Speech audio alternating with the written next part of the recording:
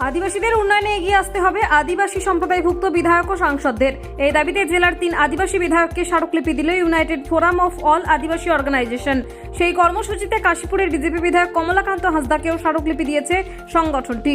তাদের নেতা রাজেন টুডু জানান, ফেক আদিবাসী সার্টিফিকেট জোগাড় করে যারা আদিবাসী নয় তারাও আদিবাসীদের জন্য সংরক্ষিত অধিকার ভোগ করছে। তাছাড়া বন্ধ হয়ে যাওয়া আদিবাসী হোস্টেল চালু করার কোনো ব্যবস্থা নেওয়া হচ্ছে না। শিক্ষার অধিকার থেকে বঞ্চিত হচ্ছে আদিবাসী সম্প্রদায়ের ছেলেমেয়েরা। এই সমস্ত দাবি পূরণে আদিবাসী সম্প্রদায়ভুক্ত বিধায়ক ও সাংসদদের এগিয়ে এসে ব্যবস্থা নেওয়ার দাবি তারা ওই বিধায়ক ও সাংসদদের কাছে এদিন তুলে ধরেছেন। বিধায়ক কমলাকান্ত জানান যে সমস্ত দাবি নিয়ে আদিবাসীরা সম্মিলিত সংগঠন এসেছিল, সেই দাবির মধ্যে বেশিরভাগ দাবির সাথে তিনি সহমত। তিনি জানান, ইতিমধ্যে আদিবাসী হোস্টেল বন্ধ থাকার সমস্যা তিনি বিধানসভায় তুলেছেন, অন্যান্য দাবি বিধানসভায় তিনি তুলে ধরবেন। দেখুন, অনেকগুলো দাবি নিয়ে এসেছিল আদিবাসীদের অনেকগুলো গণসংগঠন, একটা নয়, প্রায় 40-45টা গণসংগঠনের একত্রিত একটা জোট হয়েছে। তাদের প্রতিনিধি এসেছিলেন এবং তাদের যে দাবিগুলো ছিল ন্যায্য দাবি ছিল এবং আমি সবগুলোতে সহমত না হলেও বেশিরভাগ ক্ষেত্রে সহমত হয়েছি এবং আমিও চাই যে আদিবাসীদের উন্নয়নের স্বার্থে যে দাবিগুলো ওনারা তুলেছেন সেই দাবিগুলো কার্যকরী হোক। এবং আমার যেখানে বলার বিধানসভায় আমি ইতিমধ্যে ওনারা না বলার আগেই দু একটা তুলেছি, যেমন পুরুলিয়া জেলা আদিবাসী হোস্টেলগুলো বন্ধ আছে, সে কখন খুলবে এই প্রশ্নোত্তর আমার ছিল। তো আদিবাসী সমাজে আরও ভালোভাবে নিজেদের জায়গা করতে পারে, বিশেষ করে ফেক সার্টিফিকেট চলছে খুব। যারা আদিবাসী নয় তারা পয়সা দিয়ে হোক আদিবাসী সার্টিফিকেট জোগাড় করছে এবং বিভিন্ন ক্ষেত্রে পড়াশোনা করে ভর্তি এবং চাকরির ক্ষেত্রে তারা অগ্রাধিকার পাচ্ছে, কিন্তু বন্ধ হওয়া দরকার আছে। তো আমি সেই জন্য তাদের সহমত হয়েছি এবং তাদেরকে আমার মতামত আমি জানিয়েছি। দেখুন, আমার পক্ষে তো বন্ধ করা সম্ভব নয়। আমি যেটুকু বলেছি যে শুধু সংবিধানে যেটা আছে সেই মোতাবেক কিন্তু কাজ হবে। মূলত যে ভুল তাহলে আমি তো এই যে আমাদের চিঠি আছে যে আমি যে আদিবাসী হোস্টেল চালু দাবিতে আমি তো প্রভাব করেছি, ওরা বলার আগে করছি আমি না।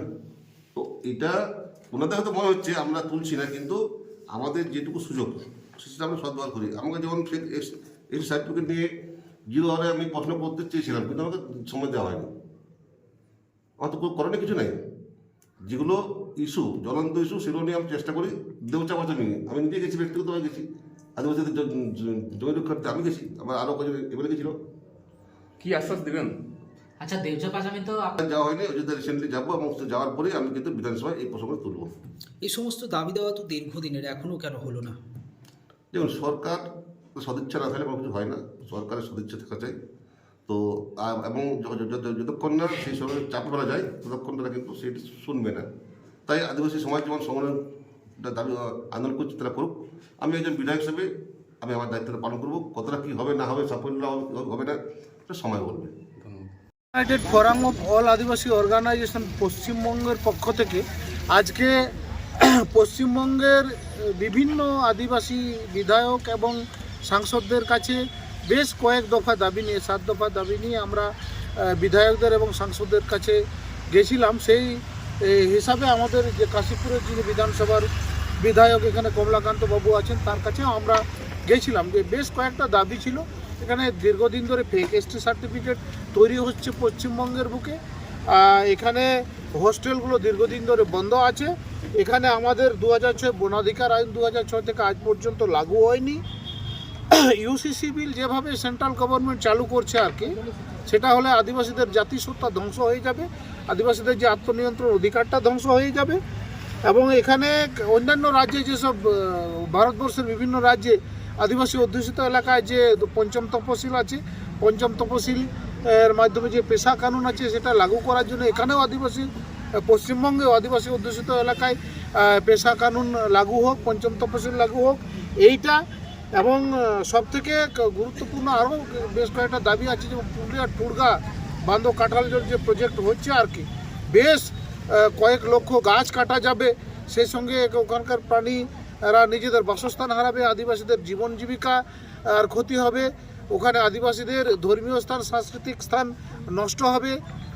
দেউচা পাচামির যে ইয়েটা আছে ওখানে যে কয়লা খনিটা আছে ওখানে হলে প্রায় 38টা আদিবাসী গ্রাম ওখানকে উচ্ছেদ করা হবে। আদিবাসীরা খোলা আকাশের নিচে চলে যাবে, ওখানকার পরিবেশ নষ্ট হবে, আদিবাসীদের ওখানেও কৃষ্টি কালচার থেকে শুরু করে আদিবাসীদের জীবন জীবিকা সব ধ্বংস হবে। এইগুলোর বিরুদ্ধে আমরা আজকে প্রত্যেকটা সাংসদ এবং বিধায়ককে ডেপুটেশন দিলাম।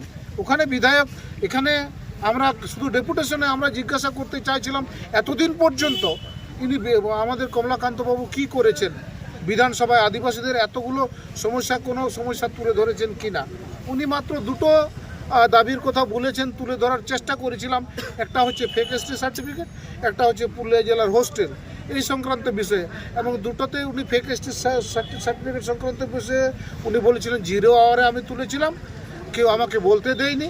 এবং হোস্টেলের ব্যাপারে উনি যেটা বললেন যে আমি বলেছিলাম, এবং মন্ত্রী আমাদের বুরুচিক বারাইক নাকি বলেছেন, বলেছেন যে পুরুলিয়া জেলার একমাত্র বড়াবাজার ছাড়া সব হোস্টেলগুলো নাকি চলছে। তো এইরকম একটা পরিস্থিতি।